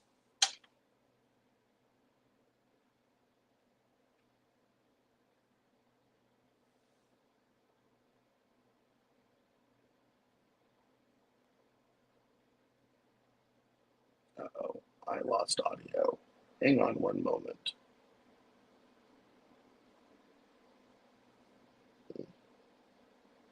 Can you hear me now? There we go. Yes, I'm so sorry. I sorry. lost audio for a moment. Yeah. No, so that was my end. Oh, okay. No, I could hear Yeah. you, but I couldn't speak. Okay, I kind of forgot what I was asking. Well, I was saying that it's a catastrophe because you said there's not enough people suffering. There seems to be an awful lot of suffering, from my perspective. No, I mean, I agree. I mean, what my next big nonfiction project is going to be my new political theory, individual collectivism, which is very, very simple. And that's when individuals thrive, society thrives, and individuals can only thrive in a society that's thriving. And my politics is very simple. I want to do the most good for the most amount of people possible. I'm very egalitarian. I realize there's going to be some edge cases that are always, out there. I am personally an edge case sort of thing. So I realize that, I will probably never live in a society where I can personally thrive. But I do believe that we should have a society where the vast majority of people thrive. I do think there are a lot of people suffering out there under, high costs, lack of housing, high cost of housing, high cost of transportation, healthcare issues, all this type of thing. Unfortunately, you have to get critical mass on these issues. And when you start digging into the numbers and the data, we just don't have that critical mass for a lot of these issues yet, unfortunately. Like it really is that simple. And there's not a good communication from the progressive left on how to really move the needle on that. Bernie Sanders was great, but he's a New York Jew who lives in Vermont. Again, not good for Denison, Iowa. Like you need someone, and even you have this problem with Zoran Mamdani. That's lovely for New York City, doesn't work in Denison, Iowa.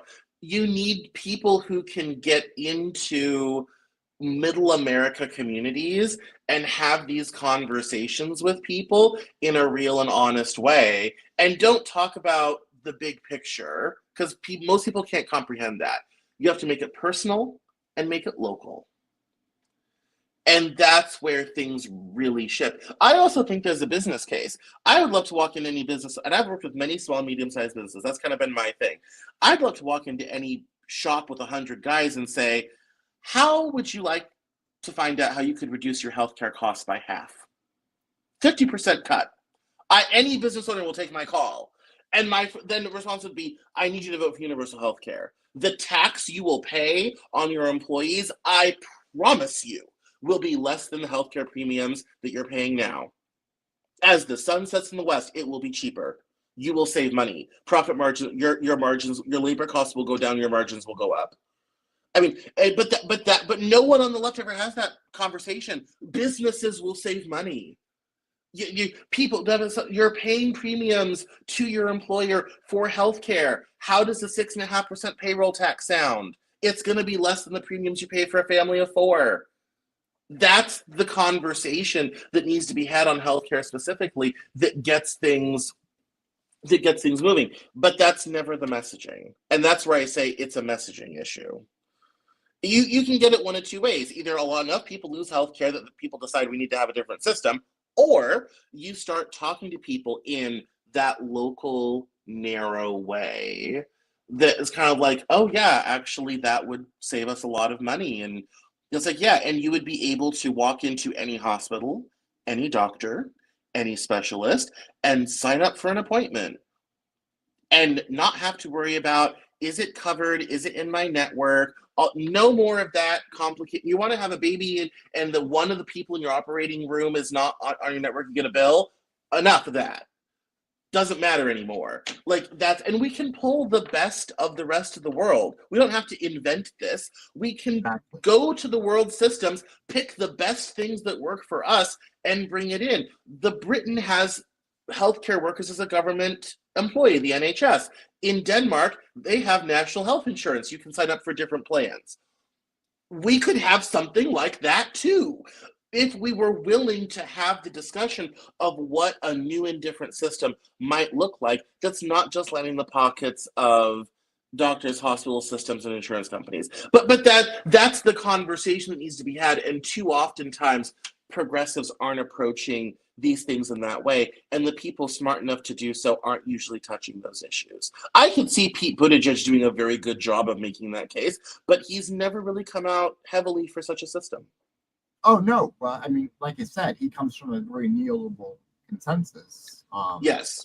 Yeah. That unfortunately is not going to do anybody any good. And yeah.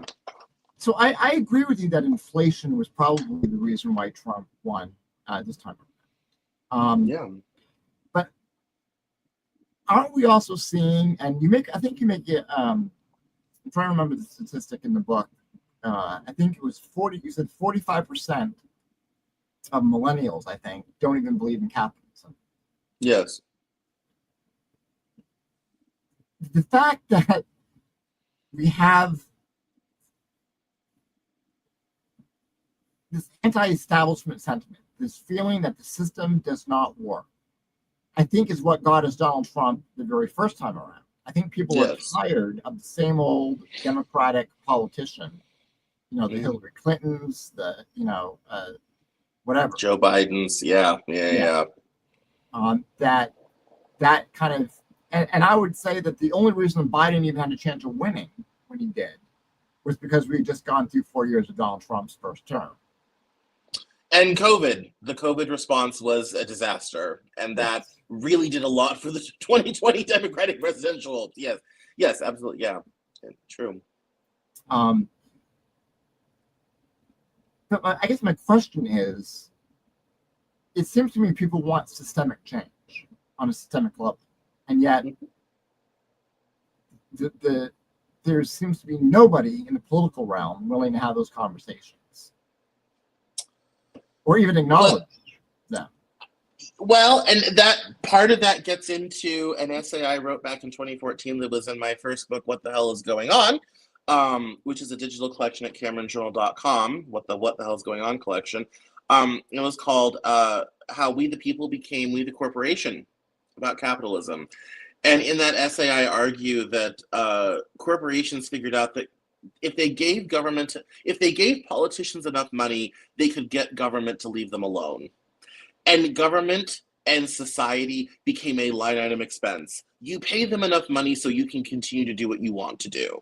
And no one is honestly more guilty of that than like Microsoft, who, started donating to politicians to get out of their antitrust issues. And they all figured out, especially in tech, that if they could throw enough money at politicians, they could get. I mean, look at what the banks did in 2008. They went to Washington and said, if you don't give us $700 billion, we are not going to have an economy on Monday morning. And Congress said, where should we forward the funds? Like, that's power. I mean, there are dictators of old who would absolutely die to have that kind of power. The number of men, and it's usually men, who have that level of power is, you can count them on one hand. That's like J.P. Morgan, Jamie Dimon. Like that list is brief of people who have that kind of power, and yet, but that's the level of government takeover and government capture of government and institutions that we've had from corporations in this country. And here's where it's kind of both parties are guilty. Neither major political party works for the actual people who vote for the candidates. No, they work for their donors who write the checks to campaigns, to the party, to super PACs that make this happen. And this was already bad, and Citizens United opened the floodgates. One of the quiet things that happened during Trump's first term is they undid most of Dodd-Frank. They undid most of what little campaign finance reform we had. And this has allowed dark money to just flood into every race nationwide, practically down to dog catcher sort of thing, unless there's state and local regulations that keep that from happening. And some places have it and other places don't. And so what people are really railing against is a system where the rich get richer and the poor get poorer. As Scott Galloway says, we privatize the gains and socialize the losses. When the airlines go under, they go to Washington and get a check. But when they're all making money, we never get paid. Copy paste for automakers and banks and farmers almost every year. So, I mean, Trump does a bad deal for soybeans and the farmers got $12 billion in 2018. So if you are the person who is working the front desk downstairs at this hotel, what has the government done for you lately? But if you are the person of the chain that owns this hotel, you're doing very well, and politicians work for you very well. I mean, I'm in Delaware right now, and all the credit card companies and banks are here. Why? Because Joe Biden was their good boy for decades. Decades. And that was how he rose in political power and prominence. He was, when the banks had a problem, Joe Biden was their guy, and they wrote the checks to keep him in the Senate from our great state here, to make sure that they had their guy in the Senate that made sure we got credit scores in the 80s, and banking deregulation, and relaxed lending standards, and oh yes, investment banks can use depositor funds to invest, and all. Joe Biden voted on legislation that caused the 2008 crisis. We never really talk about that, but that's a big. He's a big part of that. I mean, that's what happens when you're in the Senate for 40 years. He's very responsible for that. And unfortunately, when you have a system in which the rich get richer, the poor get poor, corporations have bought the government is no longer working for the people. Simple as. And I had a listener ask me one time, well, if all that's true, who's working for us? And I said, if you're not a company or a special interest group, I can confidently say no one. even at the state level, it's hard to get anyone to pay attention to your actual issue. That's why half the time when anything really interesting happens, it's because a referendum happened or a petition happened and people got signatures and put stuff on the ballot and completely bypassing their state capital. That's how weed got legal in Colorado. We went right around Denver to get that done.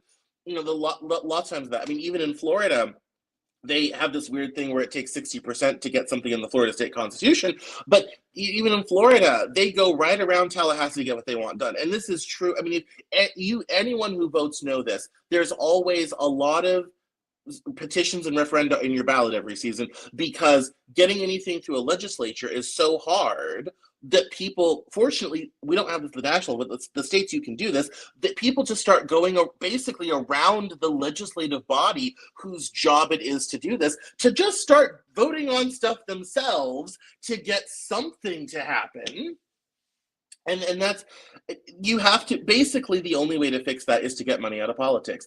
And it's what's funny, I find, is when I say let's end campaign donations at public fund elections, I get nods of agreement from every political stripe. And I'm talking from MAGAs to far left progressives. If there's one thing that you will unite this country, it's getting rid of campaign donations. But good luck ever killing that, because that's how the wealthy and corporations make sure government never ever does anything that actually affects them.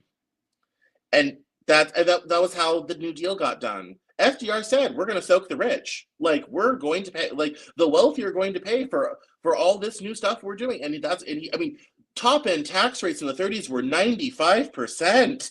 You know, I mean, it was, Kennedy lowered taxes to 88% in '63, and that was considered a huge tax cut at the time. I mean, we used to regulate the price of airline tickets. We used to regulate taxi fares in New York City. I mean, and we used to regulate the price of trucking. And as time has gone on from the late 70s onward, that was a lot of what Reagan got rid of. And we all in the name of free market capitalism and free competition, which basically has been profits on the backs of workers. I'm turning into a communist right now. Where's my hammer and sickle? It's been on the back of workers. And every generation has gotten a little bit less, and a little bit less, and a little bit less, and a little bit less. And it's so bad now, Gen Z is not going to get any. Well, millennials barely got any, and Gen Z's scraping the bottom of the dog bowl, not finding a whole lot much. Simply because you have a system that if you are wealthy and own assets, this system is gorgeous for you. Incidentally, the boomers do, and that's why the system works for them. If you own assets, this system is phenomenal for you. You make money every year for doing nothing. If you derive your wealth from labor, as Thomas Piketty put it in his seminal book on capitalism, I don't mean to be rude, but you're fucked. To be very blunt, I don't usually curse on interviews like this, but it's like, if you derive your wealth from assets, this system is phenomenal. If you derive your wealth from labor, you're screwed. Simple as. And speaking as someone who derives his wealth from labor, I don't say that crassly. I am a victim of the thing I'm investigating. Like, I sell books. I'm a podcaster. I sell ads. Like, I don't own any tremendous assets. I'm just out here, you know, selling for a buck like everybody else. And the reality is you can't really get ahead that way anymore. And you see people have responded to this dynamic. Why do you think crypto has any value whatsoever?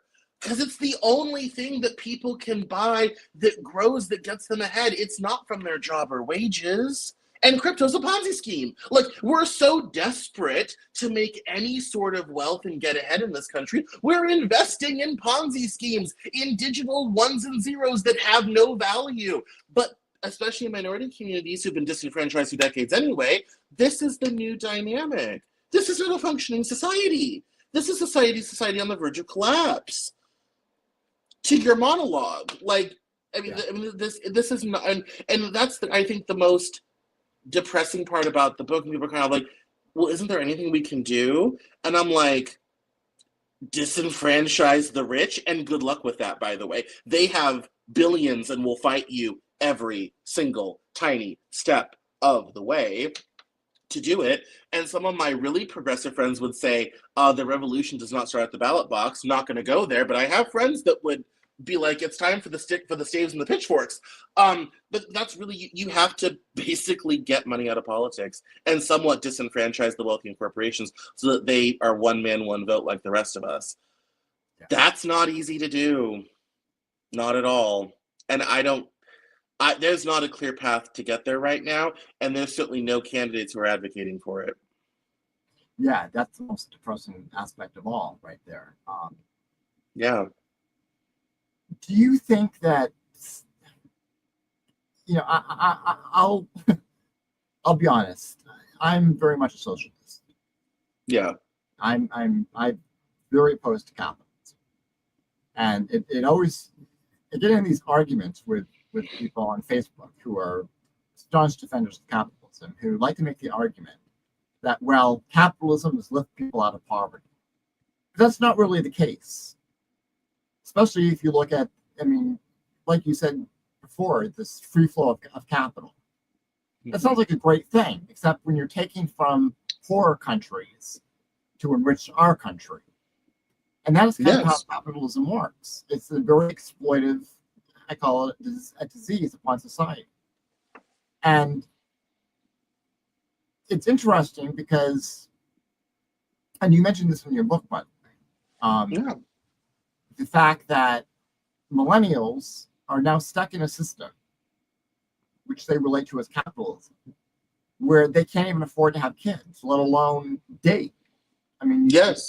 There's a whole section in your book about dating and the crisis of dating and how that's been affected by this economic system.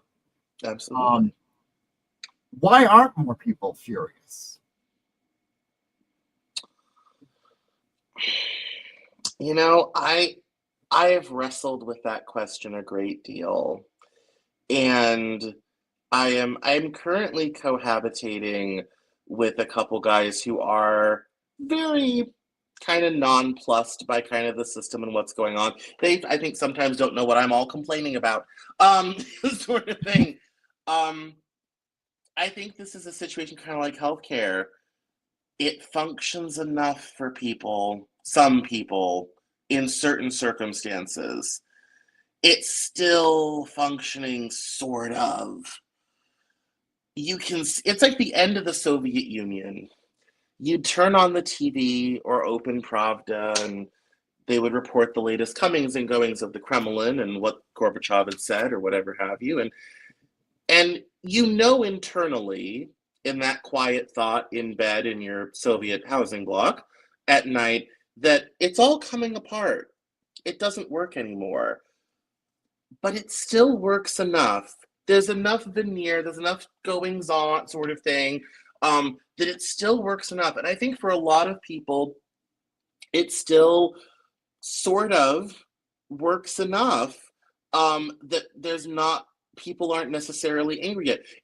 You mentioned the French Revolution in your monologue, and people kind of think that it was, long-standing sort of grievances and the people eventually had enough and went after the aristocracy. No, nothing changed in France until the crops failed, which actually was the result of the explosion of Krakatoa. Fun fact, volcanic ash went into the atmosphere, caused the last summer, crops failed in France, caused the revolution. A volcano in Indonesia erupts, France has a revolution. Welcome to Earth. They ran out of food. No one was really that mad about anything until the food ran out. And this is where a lot of my progressives who say it has to get really bad before revolution, Marx said this as well, it has to get shockingly bad before revolution starts. We're nowhere near there. The average life of a Russian serf was a level of grinding poverty most modern people cannot begin to imagine. Like, I'm talking, you'll have 8 children, maybe 3 of them will survive. This was an entirely normal occurrence in pre-revolution Russia. We're talking a society that is agrarian, essentially still feudalistic. You have people that are basically slaves to their landlords. This is the condition of the Russian serf in 1916. And if the military needs some conscripts, you and your sons are now shipped to the front. Yeah. You're standing there, get in the train, sort of thing. And if you're Jewish, we'll have a pogrom and kill you. There were Tsarist pogroms, and people forget about that. Stalin didn't invent that. The Tsar did it first. And that was the average life of the average person in Russia. And that was because it was such grinding agrarian subsistence poverty. Only then could Bolshevism take hold. We're nowhere near that in this country, not even in the same ballpark, neighborhood, town, anything like that. The system still functions for enough people. Now, I happen to be more of a democratic socialist. I tend to believe I would like to mitigate the worst parts of capitalism in terms of, yeah, we can have businesses and banking and some, free trade and all sorts of things, but let's also have the proper social programs to make sure that there's a floor beneath which people do not fall. The Scandinavian model, which I'm a big fan of, and I think in a functioning first world society, that's kind of the way to go. And these are the countries that produce Saab, IKEA, Nokia, Lego. The Scandinavians are no slouch when it comes to doing business.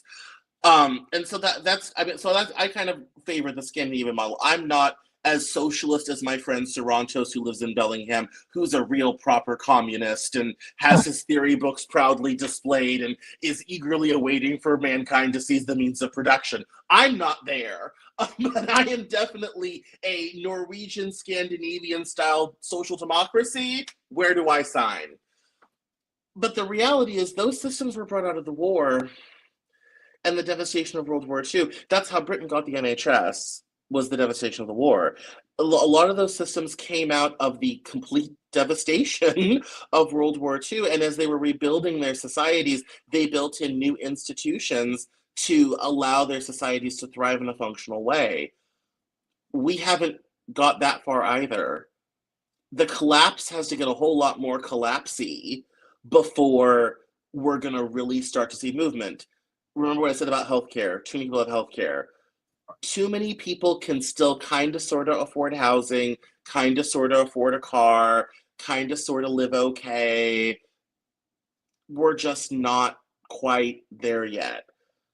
I think we will be having a very different conversation by the end of this decade.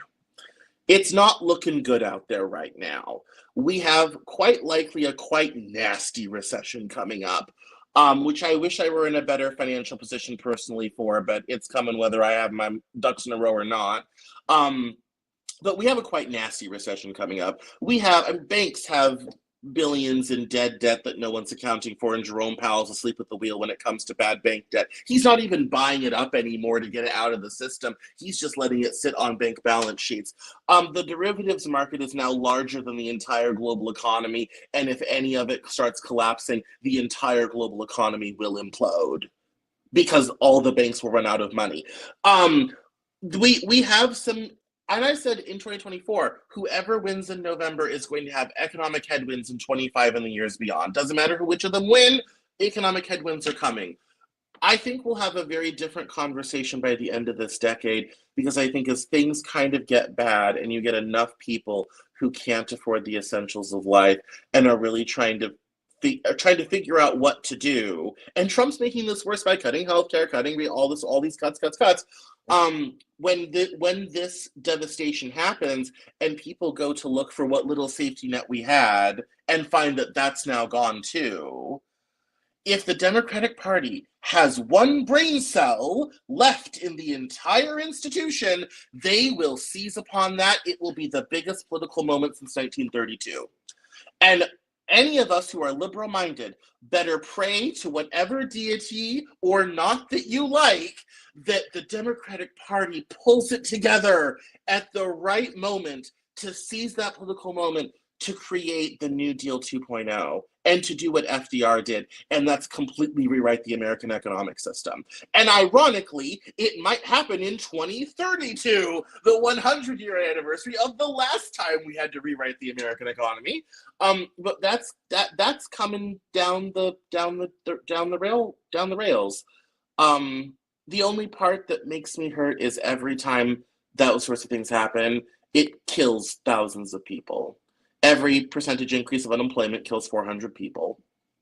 So if you have unemployment spike to 25%, you just killed a small town. I hurt for the lives that will be lost, the marriages that end, the children who miss parents, the human cost, because I'm that guy. I'm that sort of bleeding heart liberal. I'm that guy who thinks of that stuff. No one does, but I do. I mourn for that, but we might get a functional society out of it. And that will make those lives and those marriages and that devastation worth it. And that's what the greatest generation had lived through. They knew that. They had lived through it. They had seen it. I mean, they had seen women attempt to sell their children on the side of the road. You know, buy the 5-year-old, get the 3-year-old for 50% off. They had seen that, and they knew what that was like, and they built a society to make sure that would never happen ever again. That moment may be coming for us as well. And if there's any one hope I could offer out of my book, is that thank God liberal-minded millennials will be the ones in power when that day comes, because it will be our job to clean up this entire mess. And we will not be thanked for it. We will be maligned for it. We will be blamed for all of the stuff that happens to us normally. People will hate us for doing it. But it will probably save this country. Do you weirdly really enough. That's the empire? I mean, I look at the Democratic Party, and I just don't. I don't see that one remaining brain cell. That's why I said we have to start praying now. We have to start praying now, because it's not looking good. No, start praying. Yeah, it's a huge political moment, but they have to seize it, and I hope they do. We got to get rid of Chuck Schumer. But it's I mean, we hope that that moment when it's so bad, our FDR comes. That person is there and can stand at a podium and say, "This doesn't work anymore. I'm sorry, corporations and people, you do not get to build your companies and your wealth on the back of the American worker any longer. You will pay taxes and they will be high. You will contribute to the country that you do business in, Jamie Dimon, and almost every other Fortune 500 CEO. Like, no, it's like this is going, I mean, we didn't sign on to the global corporation minimum tax, which we definitely should have, because big business killed it, especially big tech killed it. But I mean, part of the thing with the Trump administration 2.0 is they're really into that sort of libertarian Ayn Rand big tech. The whole thing is run by Peter Thiel, who paid for J.D. Vance's political career. It's all Mark Andreessen, Peter Thiel, and they all think they're John Galt going into the valley to save the last some of us actually read Ayn Rand, going into the valley to save the last creative person in a society that has, denigrated them. And they all think that's the story that they're living in. And they're doing their level best to make sure they never have to really contribute or do anything ever again. And they just continue to do whatever the hell they want to, disenfranchise whoever they want to, take advantage of whoever they want to, all in service of their own greater wealth. Somebody, somewhere, is going to have to stand up in front of this country and tell them all, no more. The only thing I pray for is in the next decade, when that opportunity comes, we have someone, hopefully the Democratic Party, who can stand up and say, no more. And that's honestly, as a millennial, that's our best hope, is that it gets so bad, people are willing to make a change, and we have the right leadership at the right time who can do it. And hopefully the old saying stays true, God looks out for small children, puppies, the United States of America, and ships named Enterprise. We're going to have to really hope that still holds true, because we need hope, and there's not a lot of it around. Do you think that Bernie Sanders might have been that one person? Well,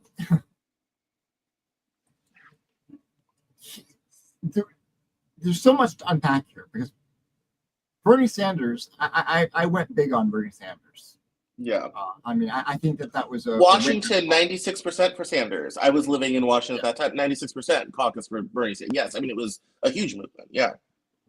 And you look at what the Democratic Party did to Bernie Sanders, really both times. Look at what they're doing to Mondani. Sorry. Yeah. These are Democrats that are on the attack, not Republicans. The Republicans are attacking as well with their normal scary socialism nonsense. Of course. But the Democrats are attacking him. And I want to have hope because I look at, and I understand your point. I mean, this is New York. I mean, this is a very liberal area, so it's but Mamdani is not a socialist by any means. He's simply arguing for making things more affordable. And part of the reason he won that primary was because he was able to reach out to MAGA voters and be an effective communicator. Much in the same way that I think Bernie Sanders was able to communicate with people. I mean, people seem to understand, there's a systemic problem and we need a new paradigm. I mean, a lot of people that were for Bernie ended up voting for Trump. I think largely because it's just this anti-establishment sentiment. It's that economic populism. That's the common denominator there between old Bernie voters that became Trump. There's that economic populism. Yeah. So I want to have hope in that. But I also look at the system, and you're right. Until we get money out of politics, we're screwed. And well, it's the donor class in the DNC that is going against Mamdani and all this sort of thing. I mean, this is the problem when you have political parties that are beholden to major political donors. That's the agenda that you get. And let's face it, I mean, what happened to Bernie Sanders in 2016 and 2020, I'm not going to relitigate that because I have my own kind of personal opinions on how all that went down. I think if Sanders were 20 years younger and not from Vermont, that would have gone farther. My main issue with Bernie is he ran for president almost continuously for 5 years and could never get black people to vote for him. And the reality is you don't get the Democratic Party nomination without getting black people on board. Ask Joe Biden, who went begging to Jim Clyburn in 2020 for an endorsement. So I don't necessarily want to get into all of that, but I think that's why that situation reminds me that kind of gives us a clue of we need someone who's probably in their 40s or 50s. We need someone who's probably not from a coastal state. Sorry, Gavin, but the California baggage is baggagey. That's great news for Gretchen Whitmer, but we probably won't nominate a woman because we've put up 2 in the last 10 years. They both lost. So that's bad news for Gretchen Whitmer. This could be good news for Andy Beshear of Kentucky. This could be great news if you're Andy Beshear and you want to run for president, or Josh Shapiro in Pennsylvania who wants to run for president. This could be good news for those guys. Yeah, I mean, there's always going to be that tension between the real progressive movement and the donor class. I think Bernie could have been it if he'd been 20 years younger and not from Vermont. Really? Yeah, I mean, I think that, and also, I don't know that 16 was necessarily the right political moment. I mean, even though the movement was huge and it was so bipartisan and just pulled from everywhere, and also, I don't necessarily know that was the political moment for that. I think 20 definitely was, and that's kind of why I think it was if you were 20 years younger and not from Vermont, that'd probably work. So, I mean, that's the reality is, as we get to 28, we need to start having conversations with Andy Beshear and Josh Shapiro and start talking about these things. The progressives have shot themselves in the foot a little bit with the whole Gaza genocide narrative of 24 and the people that sat home. A lot of mainstream, mainline Dems are kind of done listening to the progressives. It's like, well, you talk a lot, but you don't show up at the polls at the drop of a hat sort of thing. Why are we paying attention to you again? That's going to be a tough uphill battle to climb for a while. And unfortunately, that's probably going to lead us to a very milquetoast, center-left moderate who inspires no one in 28. Copy-paste the 2020 election where when Joe Biden announced he was running, I said out loud, oh God, the DNC is going to make me vote for Joe Biden, aren't they? And I was right. We're probably facing something very similar in 28 because the whole party is so gun-shy it's afraid of its shadow at this point. So no women, no progressives. They want a center-right white man, preferably from the middle of the country. That's probably what we're going to get because everyone's afraid and gun-shy. But I think there's opportunity. But progressives are going to have to show up. They're going to have to show out. They're going to have to be loyal, and they're going to have some common sense policy solutions that people like the Josh Shapiros and Andy Bashirs of the world can be seen supporting. This requires a massive sea change in messaging, in comportment, how you protest, how you talk about all of this stuff, and you also have to start engaging in mediums like your show. The left is not represented in the podcast world. Do you know how tired I am of booking center-right Republicans as guests? It's getting tedious. We are not in this space doing what we're doing right now. We have 3 years to figure that out. And I've been having conversations with wonderful journalists like David Beckmeyer of Outrage Overload. All wonderful conversations about this. To say, our point of view is not represented in the medium of political conversation today. Some of us have already led the way. I've been here for 10 years. You've been here for a while. But we need to literally quadruple, our output and audience size to begin to hope to compete with Joe Rogan and the right-wing media juggernaut. Again, it's a complete sea shift change of all of these things that have to happen, and we have 3 years to figure it out. And my friend Warren Ellis mentions that, talking about Bernie Sanders, I believe, that he says wasn't big enough. If he had 60 to 80 million and not 30 to 45 million followers, it would have been different. Probably. Yeah. That's not wrong. Yeah. Yeah, I mean that's where, again, if they had found some way to be able to properly message Black voters, there's your 20 million missing followers.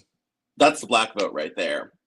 And the reality, I talked to a lot of my friends. I had one friend in New Jersey, and she's like, I like what Bernie Sanders says, but I'm old enough to know white people will never vote for it. Black voters, especially older Black voters, are very pragmatic. They're willing to put up with a lot of BS to get the greater good done because they know there's not enough Black people to vote in who we want. We've never had that kind of political power in this country and probably never will. And so they're very pragmatic about who they hitch their wagon to because they're going to hitch their wagon to somebody. Pick the right horse to hitch your wagon to, sort of thing. And I think the general counsel was like, that's a nice idea, but the white people are never going to vote for it, and we're not going to back a losing horse, sort of thing. And that was why both Bernie Sanders and Pete Buttigieg have struggled to get any attention from that side of the party. Yeah, if it had been 60 to 80 million, absolutely, it would have ended very differently. And it would have been, I would have loved to watch Trump try to debate Bernie Sanders. That would have been entertaining. That's appointment television, everyone. So that would have been entertaining, but yeah, it's a hard, you've got to get it in the right packaging. But I think right now the progressive left is really going to have to make a big shift in messaging and attitude in order to get mainline Dems to want to pay attention, because right now there's a lot of bad blood. I mean, look at where we are. The Black vote has checked out. Everyone's like, we're going to brunch. Like, we did it. We tried. We're done. And you look at protests, not a brown face to be found. And there's a lot of, with the Hispanic vote, like, what happened to you people? Like, sort of thing. There's a lot of unhappiness around the narrative and attitudes with Gaza and the genocide and all that sort of thing. And there's a lot of real kind of tension and problems there, but we've got to have that discussion, have that debate, pull it together, get better messaging, and expand our influence in online podcasting spaces. And that doesn't necessarily mean politics.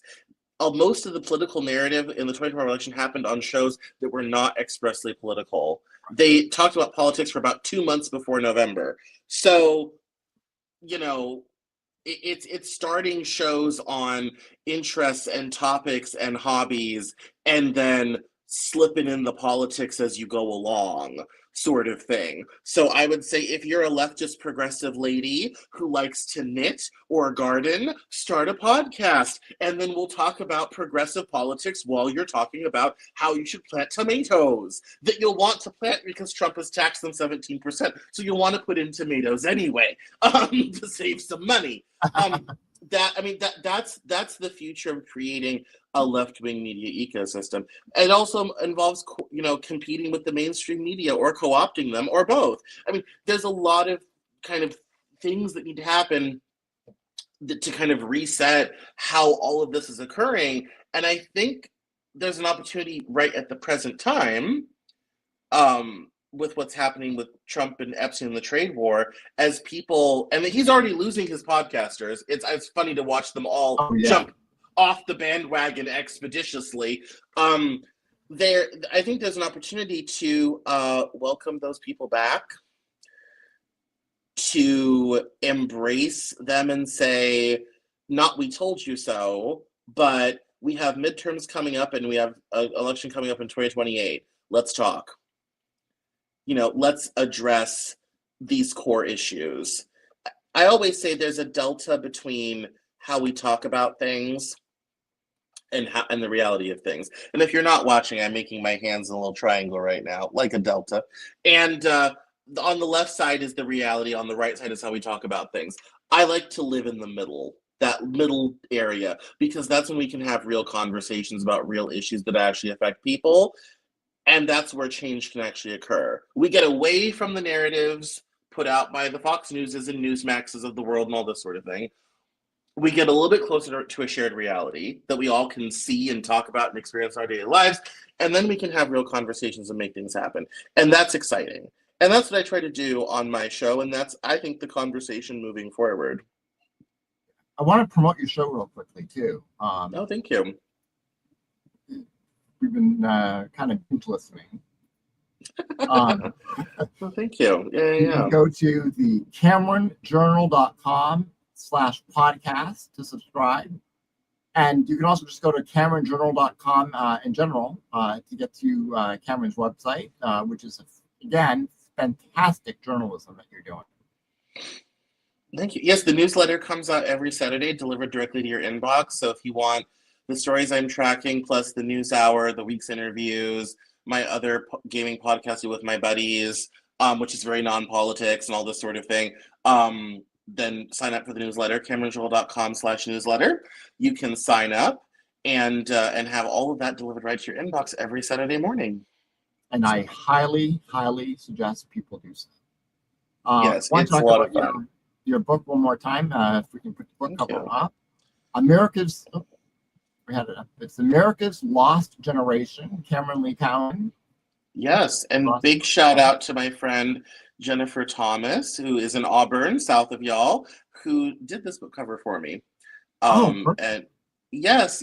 I very rarely do I mention she's designed a lot of things for me as the years have gone by, and I don't always shout her out. But I kind of came up with the concept of the shaft of light, and she made it look cool. And thank you. It'll be out in late August or September. The best thing to do is either go to CameronJournal.com and pre-order now, and I will send it to you as soon as it's out.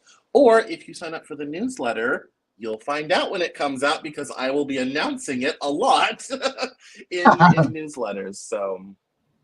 The book is fantastic. It is. It's hard to read. You talked about the deaths of despair. And so many of the people. I can't even begin to count how many there are. But in your examples of people that have basically said, look, I'm not suicidal, but I just want to kind of die. Yeah, some of those stories from people I interviewed are quite gut-wrenching. Yeah. One of the guys is very dramatic. He's like, I'm not going to die because I have things to write, but God, I wish I could. Sort of. It's quite. Yeah, and the reality is, one of the things poverty does very good is it kills people. Poverty is great at killing people. Outside of disease, probably the most effective thing. And the unfortunate reality is, people in their 30s and 40s, what allows longevity in life to occur is really wealth. If you have the money to pay for great health care, you live longer. If you don't, your life gets real short real fast. And sometimes, as doctors put it, some people have shit life disease. And when you have desperate people who have nowhere else to go, it's very easy for them to die of disease, of sickness, of a work accident, or by their own hand. And that was, reading about that was probably one of the saddest, depressing things I've ever researched in the 20 years I've been doing this year. But very important to remind people that human story and that human cost. Too often times when we have these conversations, everything gets very abstract. Yeah. And one of the books I cite called Theft of a Decade is tons of numbers on Social Security, and it has charts and stats and numbers and all this type of thing. And with this book, I wanted to also tell, because the numbers are important, but I wanted to tell that human story too. And that's what kind of makes this book unique is, do I have numbers and stats? Absolutely. Do I also have real life people who've been through terrible things and have, all this sort of thing? Also, yes. And that both halves of those stories is very important. So thank you so much for mentioning it again. I'm hoping people will pre-order or at least sign up to know when to order.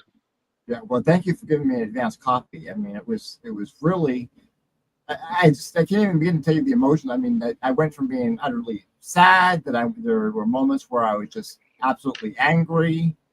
There was heartbreak throughout, because you really do tell that human story in various ways. I mean, not just the numbers that you mentioned, but in also just the submissions that you got from your Reddit, and then the way you incorporate that into the I don't want to say narrative, but into the story of people's suffering. And also, I mean, I kind of mentioned in the intro, but also myself, I was a graduate in 2011 with an MA in International Relations, studying terrorism and asymmetrical warfare. I tried to get a job at the State Department, and they did sequestration and cut 10% across all of government and stopped hiring. All my professors told me not to go to law school, so I went and actually did nightlife and club promotion for 3 years and created Denver Fashion Week. I lived in my parents' basement and existed off of less than $100 a week for years. I mean, I've been the millennial who struggled to find a job. That's why I do this. Who struggled to find a job, who, had degrees that no one ever seemed to care about by the time I got them. And I did both my degrees in 4.5 years. I got my master's when I was 23 years old. I powered through education like a war invasion. And it didn't matter. It was funny because my liberalism started in Occupy. I worked for the Republican Party. I was a delegate 2009 for the National Republican Convention in Indianapolis. I worked in Republican politics. I've met names of people in office, know who I am. And I got involved in Occupy Denver, the Denver version of Occupy Wall Street. And I discovered an economic system that no longer worked for people. And I was like, oh my God, it changed everything. My whole, and I was being like, I'm young, hardworking. I worked in the state Senate when I was 17 years old. I've already run an entire publication with a budget of $2.5 million and a staff of 17 that briefly included my mom. It was weird. How is it I can't find a job? If you told me when I was 18 years old that you'd be unemployed, I would have laughed in your face and said, I'm sorry, do you see where I work? And so I was that guy, and I went to Occupy, and people introduced me to, progressive politics and introduced me to all of this stuff. And that was what after I got out of nightlife, that's how I started the Cameron Drill. That's how I wrote my first book. And this is a culmination of all of that, of understanding, like, the system had stopped working. And I'm very sadly, I didn't really notice until it stopped working for me. And that's why I say I understand why people don't care about it until it affects them, because I was that guy too. I didn't realize how the economic system had stopped working until I was a 23-year-old who couldn't find a job. And I couldn't even get a gas station job or a fast food job. And then it hit home, and then I met people who'd already been working in progressive politics, who already was working in this stuff, and they're kind of like, actually, this has been happening for quite some time. Like, let's get you up to speed. And I'm kind of like, okay, I have a lot of reading to do. And then that's, and then I didn't do anything with it for 3 years. Occupy ended, and I went into nightlife and club promotion. And when that all kind of fell apart and ended, I was kind of like, oh yeah, all that stuff that I learned to occupy about economics, and that's how my very first essay, How We People Became We the Corporation, that's when I started to sketch that and read the books that made that possible, and started the Cameron Journal, and that's how we got here today. So No, I don't just write about it, I've lived it. I've been out here, folks. Like, I have been out here living the story. So it's not theoretical for me. Thank you for the book. The book is fantastic, and I highly encourage everyone out there to pick up a copy when it comes out. CameronJournal.com. Yep. Cameron, thanks again for coming on the show. I hope you'll come back. There's so much more to talk about. Well, thank you so much for having me, and we'll, of course, come back anytime. Oh, thank you so much, Cameron. And for everyone else, this has been Coup Save America.